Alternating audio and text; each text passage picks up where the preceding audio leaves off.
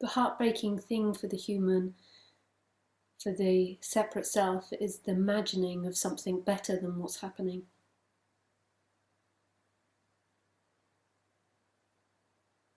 It got told, though, if you imagine something better, you can create something better. You can make a better world. You can make a better life for yourself if you imagine high. And you can imagine those talks they give you at school about imagining the world and never settling for anything less. Imagining getting the whole world.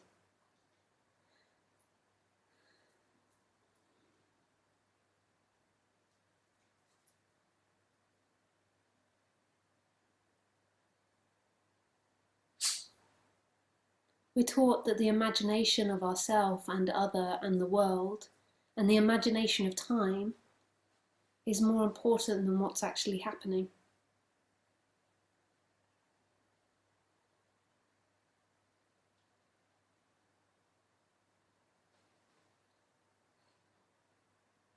The skill that the human has in order to help it survive better, in order to help it make its environment as good as it can be, has been used as a personal thing. I am sat here having an experience and my life needs to be better and I need to feel better. And I know what I want and I know what I should be. And really, thinking was only ever about surviving better. It was a tool, but it became a reality for the human. I am and you are became a reality. And that's the way it is, not even questioned. Even in non-duality, it's not questioned that much. Not many people speak about the illusion of self.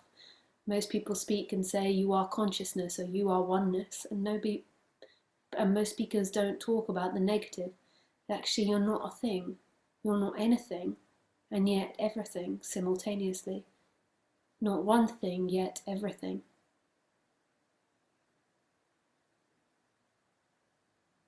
There is no thing in this world which you are, yet everything in this world is you. And I don't mean you as the I am or you as something. I'm just using the word you because it's freaking hard to find words to talk about this.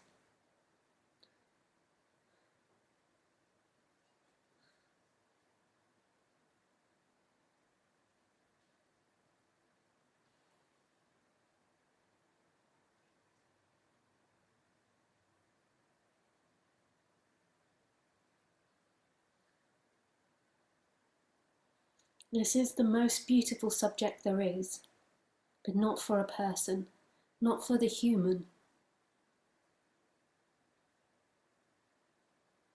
The person, actually not the human, I mean the person actually, the illusion of self.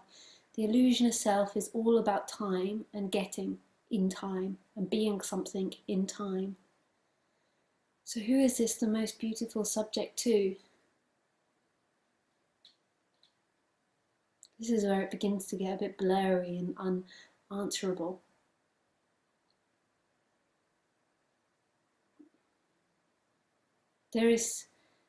Life has always been totally free. What is has only always been totally free. And what is the experiencer. And when this begins to be talked about,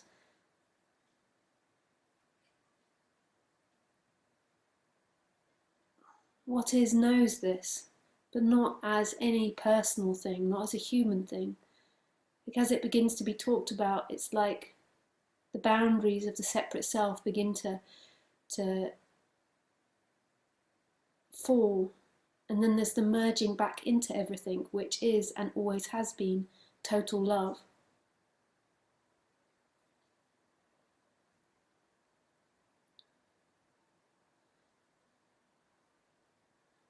And what is has been playing a trick on itself. And the whole time it's felt, and the whole time it's been playing the game of being somebody separate from everything else, separate from what is. I am somebody experiencing what is. And then it seems to be when this is pointed to or talked about, There's a merging back into that, and that is known. There is always boundless freedom, and what is always totally free. It's never affected by anything. And it is, and it isn't simultaneously. It's happening and not happening. It exists and it doesn't exist.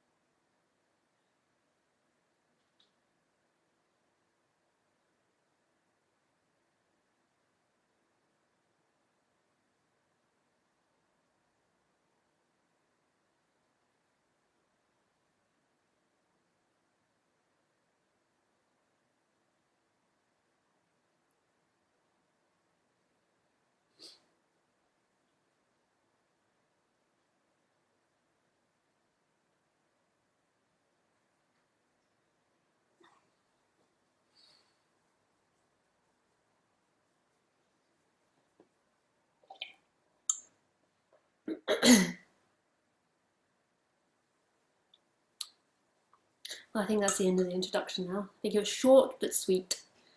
So if anyone has any questions,